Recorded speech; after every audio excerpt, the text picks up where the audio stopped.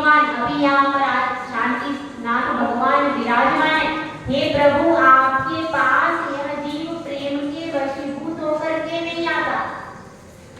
यह तो एक सेकंड ना, एक सेकंड पकड़ खड़े हो। तप से तपा हुआ है, नहीं ये पकड़ खड़ो, मैं कुर्सी लेके आया मेरी दुखी होकर के यह जीव आता है।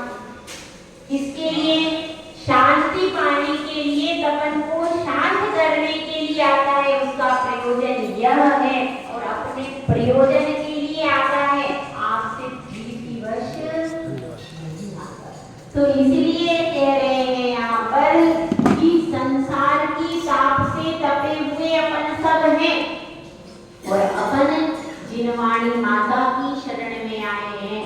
जिस जिनवाणी माता से सबका उपकार होता है, जिन शासन से हमेशा से सबका दुखी प्राणियों का उपकार होता है।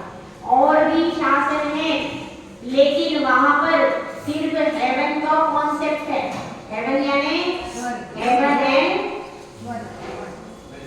दूसरी भी चीज है ना, हेवन एंड हेल का कॉन्सेप्ट है, अथवा जग का कॉन्सेप्ट है। जग यानी दो जग यानी नरक, और जन्नत यानी दो जग या जन्नत का कॉन्सेप्ट है। अथवा क्या है, अथवा निर्वाण ऐसा स्वीकार करते हैं कि दीपक के सामने दीपक जैसे बुझ जाता है वैसा निर्वाण हो जाता है। ऐसे भी दर्शन है। केवल जिन दर्शन बतलाता है कि मोक्ष का असली स्वरूप क्या है।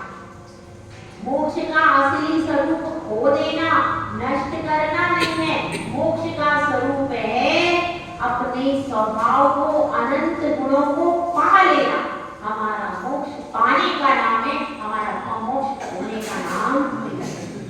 इसीलिए जिन शासन सबसे असली चीज को आपके हाथ में रखता है, यह बात अलग है कि असली नकली की पहचान आपको अभी हुई। आचार्य समंतभद्र स्वामी ने यह रत्नों का पिटारा बना करके रखा है श्रावकों के लिए।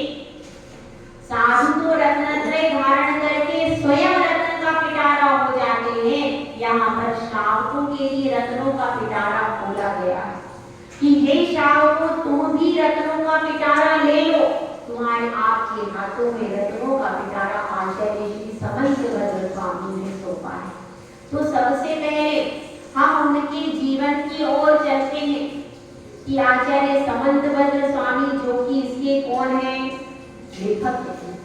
इसके लेखक है, उनके जीवन में क्या क्या घटनाएं घटी, किस किस प्रकार से वे अपने जीवन में उत्थान की ओर चले, और उत्थान की ओर चलने के बाद भी फिर भी वह उत्थान कर पाए कि नहीं कर पाए, आगे अपन देखते हैं। तो आचार्य समंतभद्र स्वामी, उनके माता पिता का नाम, उनके गुरु का नाम कहीं भी प्रामाणिक नहीं मिलता। हाँ, इतनी घटना का पता चलता है कि उन्होंने, वो बहुत अच्छे मुनि थे और बहुत साधनाशील मुनि थे। आगम के अनुसार अपनी चर्या को पालते थे, 28 मूल गुणों का पालन करते थे, और कहाँ रहते थे, अपने गुरु के पास संग में रहते थे। गुरु आज्ञा को शिरोधार्य करते थे, क्योंकि देखिए जो शिष्य गुरु आज्ञा को शिरोधार्य करता है वह कभी भी नीचे गिर नहीं सकता, और अगर गिर भी जाता है तो तुरंत गुरु उसको प्रायश्चित दे करके ऊपर अवस्थित कर देंगे, और जो गुरु आज्ञा में नहीं है फिर उसका तो कल्याण ही नहीं। तो गुरु आज्ञा को शिरोधार्य करने वाले महान साधक थे। और उनको देखिए, मैंने आपसे कहा था कि दीक्षा लेना बहुत बड़े पुण्य की बात है। पहले तो जिनकुल पाना बहुत पुण्य की बात है, उसके बाद जिनकुल प्राप्त कर लिया, जिनकुल में आपकी पंचेंद्रिय की सुलभता, नहीं तो किसी के कान में खराबी है, किसी के आंख नाक में खराबी, कोई का एक हाथ ही नहीं है, ऐसे भी लोग हैं। जन्म से ही हाथ नहीं है, अभिषेक कैसे करेगा, नहीं कर सकता। जन्म से हाथ नहीं, किसी का जन्म से पैर नहीं है, जैन कुल में आए हैं, किसी का दिमाग ही अपसेट है।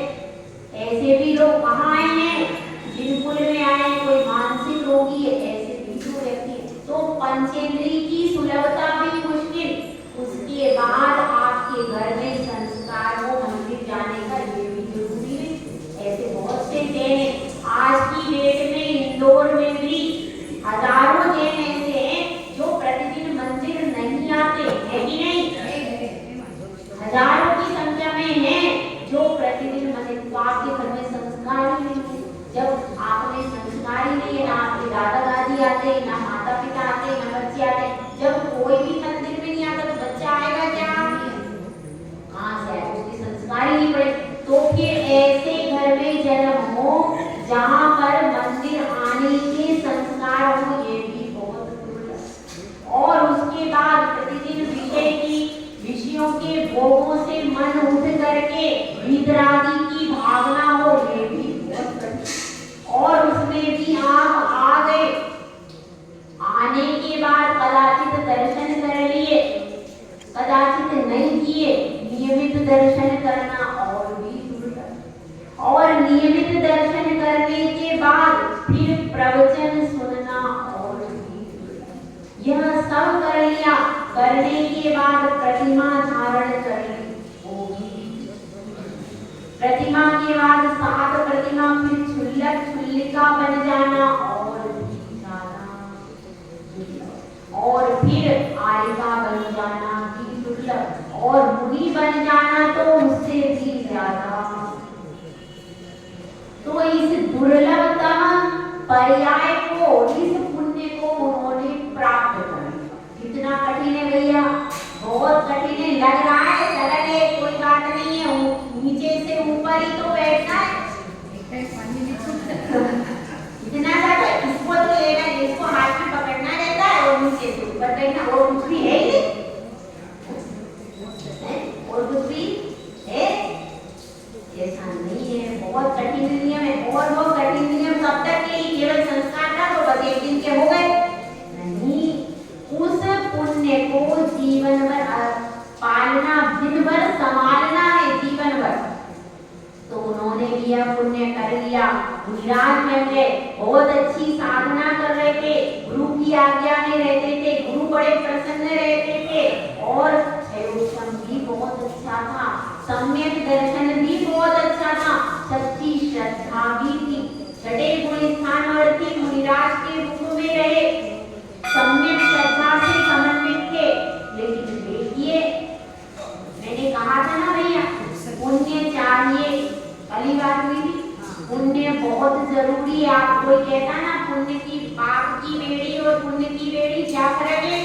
कुछ भी ले लो, अगर पुण्य नहीं होगा तो आपको भगवान का दर्शन भी नहीं हो पाएगा।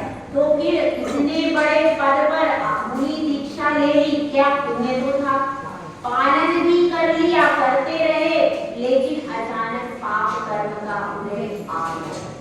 एक भी पाप कर्म का उदय आ गया, एक भी रोग हो गया, दाग हो गए शरीर में, खून भी तो बहने लगा, क्या करोगे? इसलिए पुण्य का उपार्जन छोड़ना मत। यदि पुण्य का उपार्जन आपने छोड़ दिया तो आप पाप की गर्त में गिर जाओगे, और फिर नुकसान किसका होगा? नुकसान अपना। इसलिए कभी नहीं कहना कि भाई लोहे की बेड़ी और सोने की बेड़ी समान है, इसी प्रकार से पाप पुण्य भी समान है, कुछ भी ग्रहण कर लो, ऐसी धारणा मत बना लेना। पुण्य तो उपादेय भूत है, पर किसकी अपेक्षा से? पुण्य उपादेय भूत है कब? जब तक आपकी पाप की प्रवृत्ति बराबर चल रही, 23 घंटे आप लोगों की पाप की प्रवृत्ति चल रही, और उसमें आप सोचो कि पुण्य तो है, तो फिर क्या करोगे भैया? 1 घंटा तो तुमको धर्म ध्यान का मिला, और उसमें तुमने सोच लिया पुण्य है, और वो 1 घंटा भी आपका गया, अब आप क्या? इसलिए वो किस अवस्था की बात है? वो उस अवस्था की बात है जबकि मुनिराज शुद्धोपयोगी में श्रेणी आरोहण कर रहे हैं,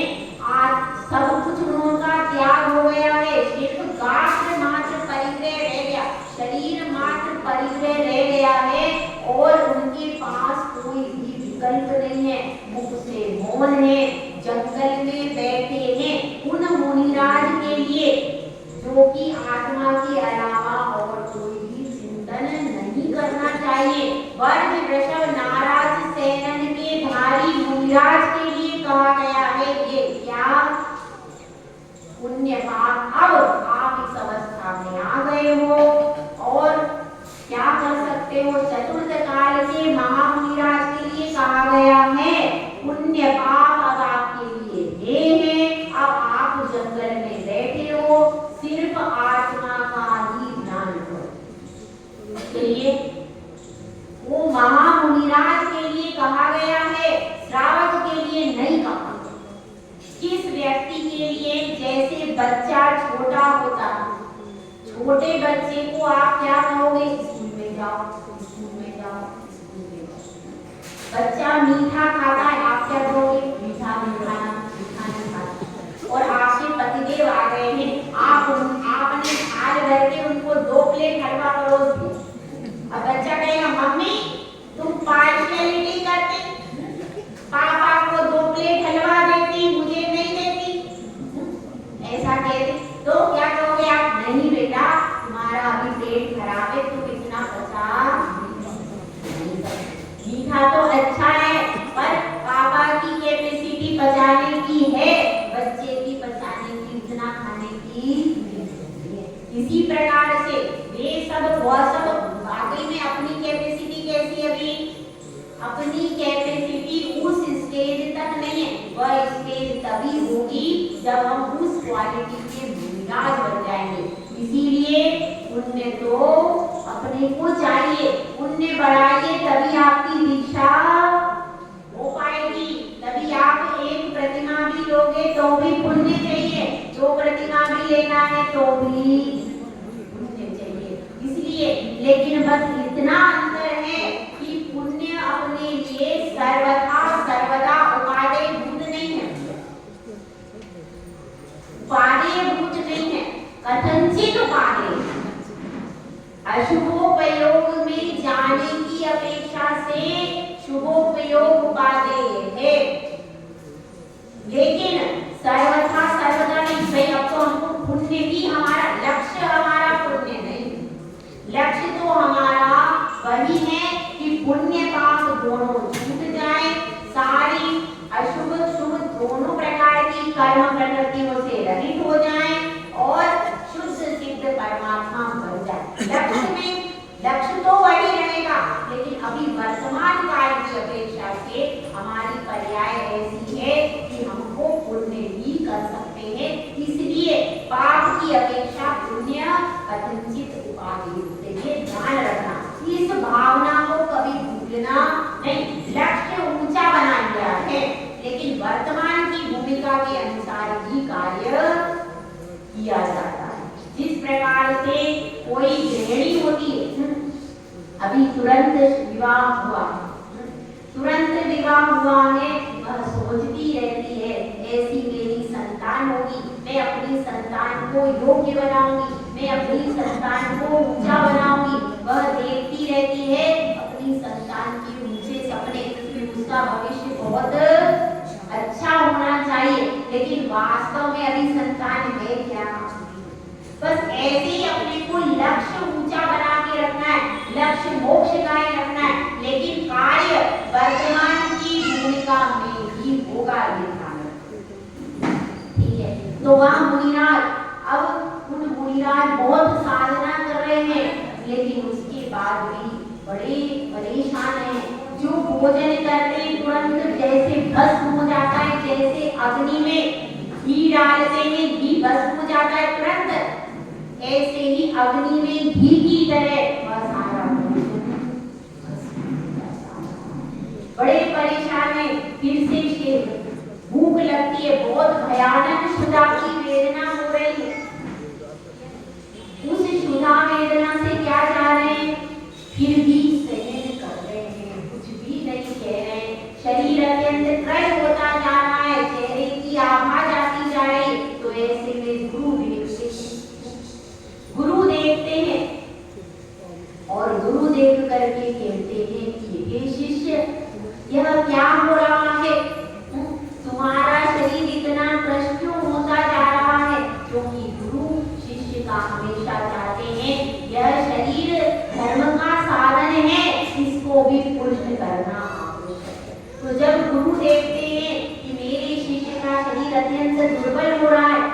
निश्चय या 28 मूल गुणों का पालन कैसे करेंगे, षट आवश्यक का पालन कैसे करेंगे, तो वह गुरु कहते हैं शिष्य से, हे शिष्य तुम्हें क्या पीड़ा है, क्या परेशानी है जिसके कारण तुम ग्रस्त होते जा रहे हो। तो ऐसे समय में समंतभद्र मुनिराज उत्तर देते हैं, हे गुरुदेव मैं बहुत दुखी हूँ, मैं बहुत परेशान हूँ।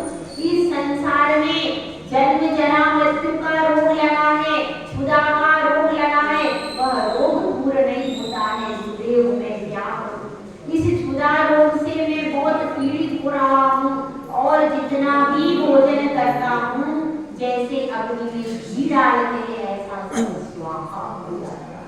गुरुदेव कहते हैं हमें लगता है आपको भस्मक व्याधि, भस्मक व्याधि ऐसी होती है जिसमें जितना भी भोजन करते हैं सब कुछ स्वाहा हो जाता है। चोगे का भी समस्त भोजन कर लेता हूँ फिर भी सुना शांत नहीं। और चोगे में तो वैसे ही कैसा होता है, लिमिट का भोजन होता है, तो उस लिमिट के भोजन से तो सुधा शांत होने वाली ही नहीं है। अब गुरुदेव विचार करते, अपना निमित्त शिष्य अपना प्रत्याख्यान करके स्थान पर चला जाता है।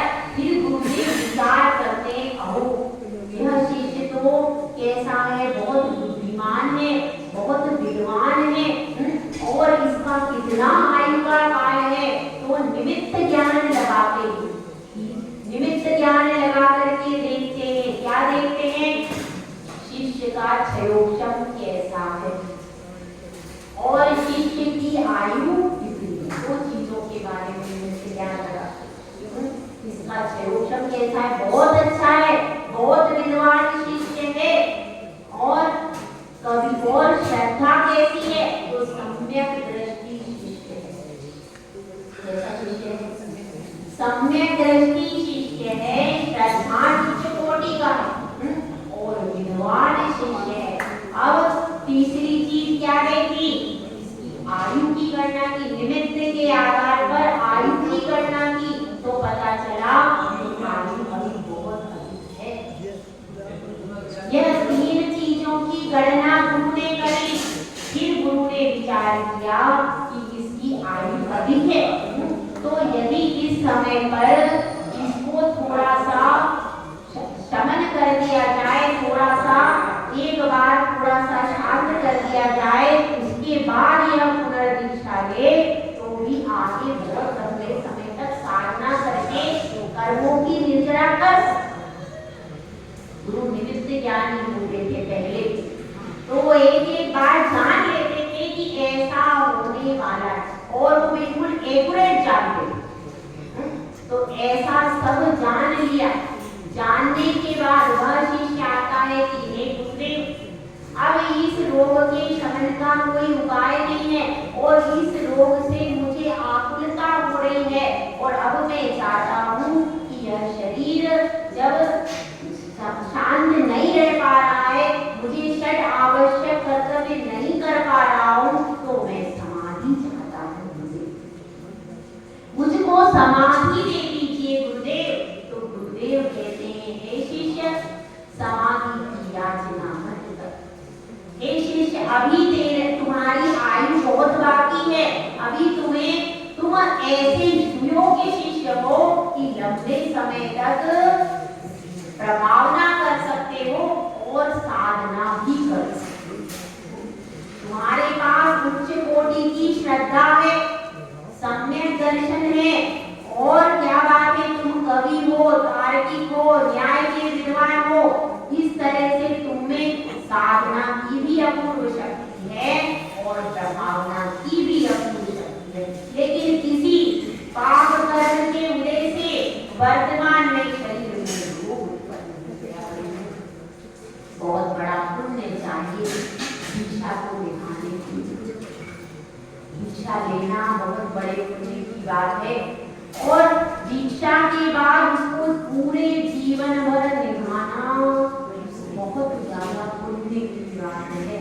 उस समय आचार्य समंतभद्र स्वामी का हृदय सोचिए कैसा हो रहा है कि मेरे पास आज सब कुछ है, मैं उच्च कोटि का कवि हूँ, उच्च कोटि का तार्किक हूँ, उच्च कोटि का सम्यक दृष्टि हूँ, विद्वान हूँ, सारा पुण्य मेरे पास है, मुनि हूँ, लेकिन एक पुण्य मेरे पास नहीं है। ये शरीर अच्छा नहीं है, इस शरीर में रोग हो गया, इसके कारण मेरा शरीर इस दीक्षा को नहीं झेल, मेरी आत्मा इस दीक्षा को झेलने को तैयार है, लेकिन मेरा शरीर, सोचिए शरीर से बना है बहुत नहीं।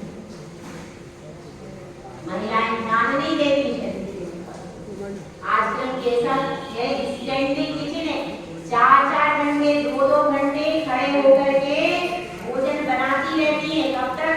40 साल तक। 40 साल के बाद घुटनों का ऑपरेशन चल रहा है। गलती किसकी है? क्योंकि महिलाएं शादी करके बैठ जाती हैं इसमें कि उनको पुत्र और पति के मुंह में इतनी अंधी हो जाती है, शरीर हिलता रहता है, जब एंजियस हो जाता है तब डॉक्टर के पास। शरीर पर ध्यान दीजिए, शरीर धर्म का साधन है, शरीर पर। तो इसलिए अब वो सोच रहे हैं कि अहो मेरे पास इतना पुण्य तो है, लेकिन ये शरीर मेरे पुण्य को सह नहीं पा, तो अब मैं क्या करूं?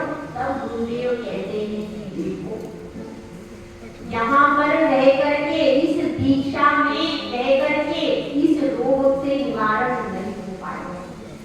आप इस समय, और आपकी आयु अधिक है, आपके पास इतना समय है कि इस रोग का उपचार कर लो, और इस रोग का उपचार के बाद पुनः दीक्षा लेकर के फिर खूब कठोर साधना कर लेना, जिससे कि आपका रोग शमन हो जाए। तो उन्होंने क्या कहा? उन्होंने फिर भी निवेदन कर रहे हैं गुरु से, हे गुरुदेव, मैं इस अमूल्य रत्न को नहीं छोड़ना चाहता, यह रत्न मुझे मिला है, ये मुनि रूप का रत्न, दिगंबर रूप का महारत्न मुझे मिला है, इसको तो मैं समाधि से ही स्वाहा करना चाहता हूँ, मैं इस रत्न को नहीं छोड़ना चाह रहा हूँ। तो गुरुदेव कहते हैं कि हमने निमित्त ज्ञान से सब जान लिया है, आपका भविष्य हमने देख लिया है, और गुरु आज्ञा को आपको शिरोधार्य करना चाहिए।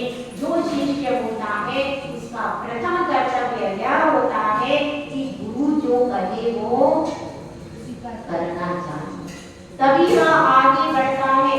आपने हमको गुरु बनाया है, तो उन्होंने कहा गुरुदेव आप ही हमारे सर्वस्व हैं, आप जो कहेंगे आपकी आज्ञा का पालन करेंगे। तो क्या होता है, गुरु आज्ञा देते हैं, वो अपना किसी कमंडल गुरु को ही सौंप देते हैं, और फिर गुरु उनको सफेद वस्त्र दे देते हैं, और वे वहां से अन्यत्र चले जाते। ये तो हमको ये नहीं सोचना, यदि गुरु आज्ञा से कोई गुरु अगर अब कहते शिष्य को कभी ऐसी अनुमति देते भी हैं, तो गुरु का विषय, उस विषय में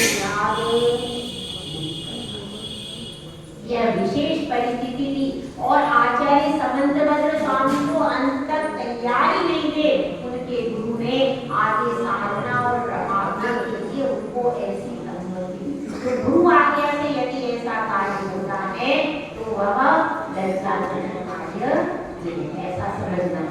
तो अब जिनका मन अत्यंत दुखी है, मन से अत्यंत दुखी है, लेकिन फिर भी विचार कर रहे हैं कि अहो काश मेरे पास आज इतना पुण्य होता तो मैं इस दीक्षा को उठा लेता, ऐसा अंतर मन में विचार चल रहा है। और विचार करते करते कई देशों में जाते हैं और उपाय करते हैं तरह तरह के, लेकिन शरीर की व्याधि शांत शरीर की व्याधि शांति नहीं हो रही। फिर बनारस में पहुंचते, जहां पर 1 करोड़ मंदिर शिव जी, और जहां पर शिव कोटि नाम का राजा था, वहां पर बहुत सारा भोग चढ़ाया जाता था, बहुत सारी मात्रा में। तो उस भोग की मात्रा को देखते हैं और विचार करते हैं कि हमारी वसुंधरा जी यहाँ पर शांत हो सकती है, यहाँ पर बहुत भोग चढ़ाया जाता है, और ऐसा जान करके फिर वे वहां उस मंदिर में ही रहने लगते। जब सब कहते हैं तो अब मंदिर में कौन रहने की अनुमति देगा? तो वे कहते हैं कि देखिए मुझमें इतनी शक्ति है कि यह सारा भोग आपको बाहर बांटते हो, मैं सारा भोग शिव जी को खिला सकता हूँ, भगवान को खिला सकता हूँ, यह सारा भोग। वो कहते हैं भगवान को खिला सकते हो, इतनी तुम्हारी कैपेसिटी है? हाँ, लेकिन भगवान सबके सामने नहीं खाएंगे। कैसे भगवान ग्रहण कैसे करेंगे? वो तो एकांत में आते हैं और ग्रहण करके जाते। अच्छा ठीक है, कोई बात नहीं, अगर ये हो जाए तो बहुत ही बढ़िया है, उन्हीं के लिए तो है। अगर कोई ग्रहण कर ले तो इसके बढ़ के बड़ी बात क्या है? और ऐसा सोच करके वो सब तैयार हो जाते, राजा को कहलवा देते। अच्छा इतने इतने महारथ आए, इतने बड़े महाराज आए हैं जो कि ऐसा कार्य कर सकते, बहुत अच्छी बात है। यह सब भोग तो उन्हीं के लिए है, उन्हीं भगवान के लिए है। तो भगवान भोग ले ले तो क्या बुराई है? वो बहुत तैयार हो जाते और वे उसी मंदिर में रहने लगते हैं। तो इतना भोग था, धीरे धीरे भस्म व्याधि शांत होने लगती है। भस्म व्याधि शांत होने लगती है तो भोग थोड़ा थोड़ा बचने लगता है। भोग बचने लगता है तो थोड़ा बचता था, तब तो क्या बांट देते थे, हो जाता था। अब भोग ज्यादा बचने लगा। अब उनकी भस्म व्याधि पूरी शांत हो गई तो भोग कितना, फिर वो सामान्य व्यक्ति जितना खाएंगे तो भोग पूरा बचने लगा।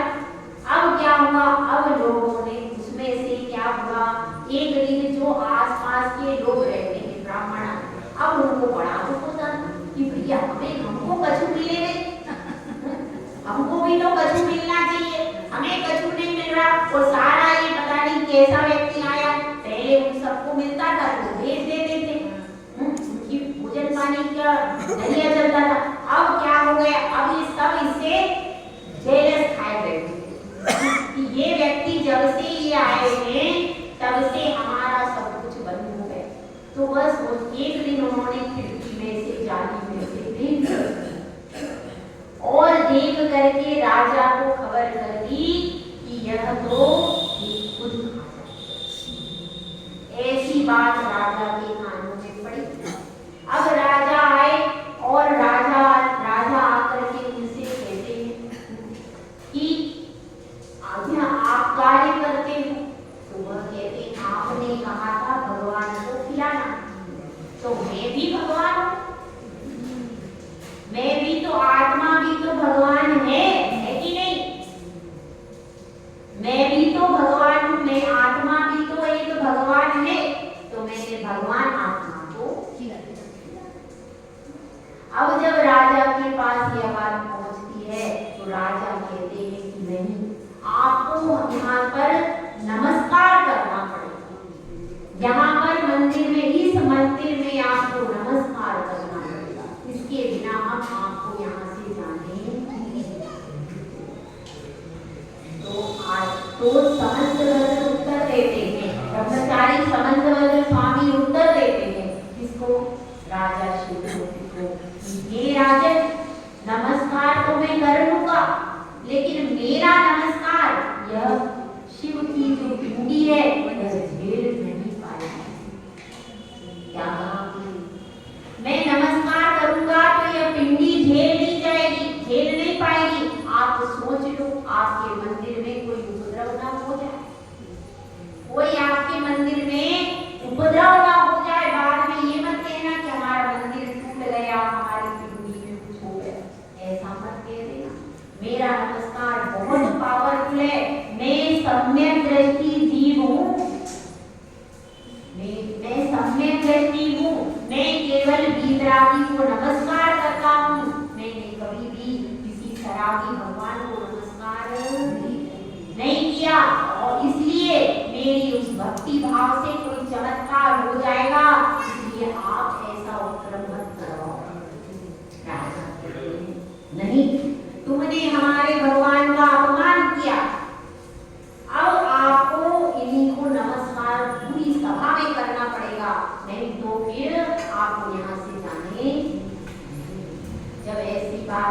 है। तो उन्होंने कह दिया ठीक है, आप एक व्यवस्था करवाइए, इस पूरी पिंडी को जंजीर से बंधवा दीजिए। क्या कीजिए? जंजीर से बंधवा दीजिए ताकि कोई उपद्रव ना हो पाए। और क्या करना है? और फिर पूरी सभा को बुलाया जाता है, पूरे बनारस के जितने पंडित थे और पूरी समाज की पूरी समाज पूरी नगरी वहां पर आ गई थी। क्या होता है वहां पर? पूरी नगरी वहां पर बैठी हुई है, राजा भी बैठे हैं, सेनापति भी है, मंत्री भी है। घटना कहाँ की है भैया? बनारस, काशी की। उस राजा का नाम शिव था। उसका नाम शिव कोटि क्यों पड़ गया? क्योंकि उन्होंने 1 करोड़ शिव मंदिर बनाए, इसलिए उनका नाम शिव कोटि पड़ गया। और भी दूसरा भी कुछ नाम था, ऐसा नहीं आता है, पर उनका नाम पड़ गया क्या? शिव कोटि। क्यों? क्योंकि 1 करोड़ शिव मंदिर उन्होंने बनवाए। तो वे राजा फिर क्या करने लगे? उन्होंने पूरी सभा आयोजित करी और भरे दरबार में फिर वहां पर क्या समस्त स्वामी आए और उन्होंने भक्ति भाव से अपने हृदय में वीतरागी भगवान की मूर्ति स्थापित की। बाहर तो थी नहीं, अपने अंतरंग में भी प्रतिमा भगवान दिखते हैं देखने वालों के। तो उन्होंने अंतरंग में वीतरागी प्रतिमा को स्थापित किया और स्थापित करके फिर स्वयंभू स्तोत्र की रचना करने लगे। स्वयंभुआ भूदेवते भूतले समंजस ज्ञान विभूत चक्षुषा विराजित में विभूतता तमाम क्षमा करे गुरु करे। स्तुति करते रहे। सब सभा भी बिल्कुल देख रही है, पिट ऑफ साइलेंस से नहीं। कभी पिंडी को देख रही है, पिंडी अभी भी है अवेलेबल। हाँ, देखी किसी ने बनारस में फटे महादेव? हमने किया है। बनारस में आप जाइए, जाकर के देखिए फटे महादेव का मंदिर बीच बाजार में है। फटे महादेव का मंदिर बीच बाजार में हम लोग देख के आए हैं बनारस। तो वहां पर क्या हुआ? पूरी सभा लगी हुई है और उसमें वो तन्मय होकर, उनको कोई मतलब नहीं है कहाँ राजा है, कहाँ मंत्री है, कहाँ सभा है, कहाँ कौन बैठा, किसी से कोई मतलब नहीं। वो कहाँ है समंजस स्वामी? वो तो भगवान की घटना देख रहे अपने अंदर में, भगवान की भक्ति करें। और हर काव्य में उन्होंने क्या अनेकांतवाद, पूरा जयरागम प्रस्तुत करते गए और स्तुति भी करते। अभूतपूर्व स्तुति है स्वयं। तो हमने अभी अर्थ सहित अभी उसका वाचन हमारा समाप्त हुआ। तो उन्होंने स्तुति की, स्तुति करते गए उन्होंने कहीं भी नमस्कार नहीं, ना हाथ जोड़े ना नमस्कार, कहीं भी नहीं किया। अब चंद्र प्रभु भगवान कौन से नंबर के? 8 नंबर। चंद्र प्रभु भगवान की स्तुति का समय आया। भैया 2 मिनट, ओ भैया 2 मिनट। चंद्र प्रभु चंद्र मरीचि गौरम चंद्रम गभीरम जगदीवकांतम वंदे विवन्द्यम मेहताम वंदे विवन्द्यम। मैं उनकी वंदना करता हूँ जो कि वंदन करने योग्य है। बस उन्होंने वंदे के लिए हाथ जोड़े और वह शिव की जो काले रंग की हट गई। अंदर से चंद्र प्रभु भगवान की खड्गासन की स्फटिक की अत्यंत सुंदर प्रतिमा निकली। जैसे वो प्रतिमा निकली, सबकी आंखें